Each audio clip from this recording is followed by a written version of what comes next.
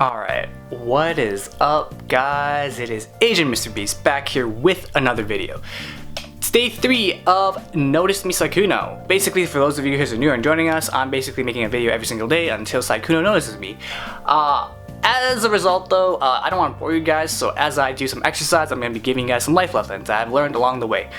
Today's lesson it's a more encompassing one, but I guess it'll teach you simply put, how you can make money off early Wall Street bets, investing, not in the stock market, but we're talking about investing in trading card games, because that's how I got first introduced to the entrepreneurial side of me, or at least the business, money-making, ownership mentality side of me.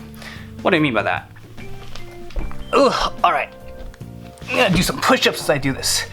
So, as you guys know, Yu-Gi-Oh! Is a trading card game. It's a game that was pretty popular back in the day when I was playing in high school. This was like back in 2007, 2008, somewhere around there. And Yu-Gi-Oh! Was basically my first introduction to the stock market. I'm not going to go into details about the stock market, but essentially the principle is you want to buy things that you believe that will go up in value, in price as time moves along, and then when that time comes, the cards or the items that you do purchase will then be worth more money in the future than they were at now. Let me give you an example. An example of this is this lovely card right here. This card is called Judgment Dragon, okay? When this card first came out, I think it was worth like $80 to $100 a card, per card. Like each copy of that was like $100. The reason why is because it was a really strong card and a very strong archetype. It was very popular and was really strong, so there was a big demand for it. A lot of people wanted that card. Number 2, there was also low supply. Because it was such a brand new card, there wasn't a lot of those cards in circulation, so there was a low supply. So what happens is, low supply, high demand increases the price. Fast forward like 10, 15, 20 years, same card, JD, I don't know what it's worth right now, but it's definitely not worth $80 to $100 because 2 things happened. 1, the card no longer was strong anymore, and 2, there was a lot of supply now because they reprinted the card. What that did was it increased supply, but with an increased supply with no demand, it drives the price of the card down. So why am I talking to you guys about like Yu-Gi-Oh? Well, the reason is this. Number 1, if you have any like old Yu-Gi-Oh cards, Magic the Gathering cards, Pokemon cards, you know, any trading card games that you had from the past, I think it'd be a good idea for you to, you know, take a look and see if you have any of those cards lying around, because you actually might have cards that are worth hundreds of dollars, maybe thousands, maybe more. Magic the Gathering, they have this stupidly dumb card called the Black Lotus. I don't know how much it's worth now, but it's like at least like 10,000, 8,000, 5,000. It's pretty up there because there's like such a low quantity and it's such a powerful card, and it's like at this point like a collector's item, okay?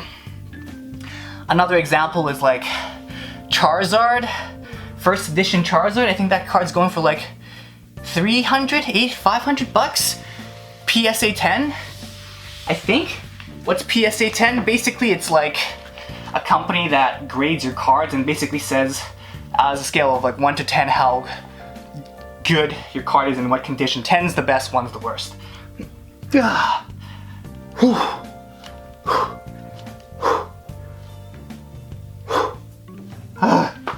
I'm so weak. And the reason why I'm talking about Yu-Gi-Oh cards and trading cards is because I know you guys out there, you know, this is an FGD. This is a gold rare 5-headed dragon. Used to be worth like 10 bucks, 15 bucks when I got it. I have no idea how much it's worth now. But also you gotta look at the edition of the card too and which booster pack it comes in.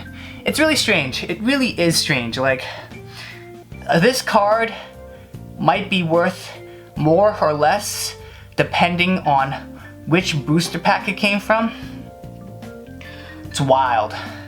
But besides the point, I know you guys are like a part of a younger crowd, maybe older, or adults, who knows, but I'd treat you guys as if you guys were gonna one day become adults. And the reason why I want to talk about this is this.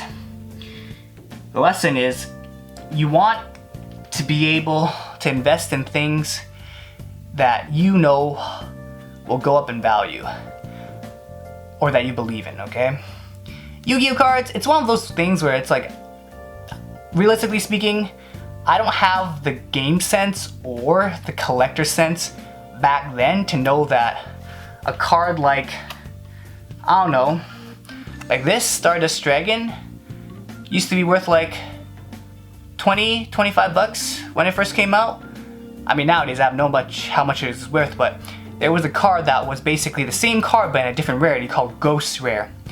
Back in, I don't know what year, they came out with Ghost Rares and they overprinted it. So this was like, so Ghost Rare was like a nice, pretty, white looking Stardust. And it was like 22 bucks, 20 bucks. And like this Stardust that was like Secret Rare or whatever was like 25. So this was more expensive back in the day.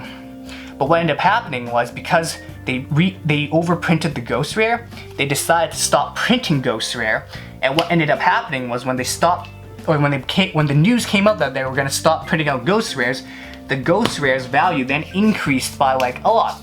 I don't know how much Ghost Rares of, like, for example, Black Rose Dragon is or Stardust Dragon is, but I do know that Ghost Rares are now like much more valuable when they were back in the day. So people who have multiple copies, who are collectors, who who believed in that card, who bought a ton, now have a stock of those cards which they can sell for profit. So essentially, if you guys like want Robux, yeah, I mean, get into some trading cards, learn some investing sense, or like bargaining sense for you to be able to, you know, develop those soft skills at an early age. However, I will say, doing trading cards is hard, only because there are scammers out there, and you need to figure out when you're getting scammed, if you're gonna get scammed, and most likely if you do it, you're probably gonna definitely get scammed for sure. Only because there are good people, good honest people out there, but then there are also people who are out there to make money and who are willing to take advantage of you. So, I guess, what's the life lesson? Go get a job and you'll make some money. Alright, that's the lesson. I'm tired. Asian Mr. Beast. Signing off for now. Okay, no, it's me, Sykunno. Alright, bye now.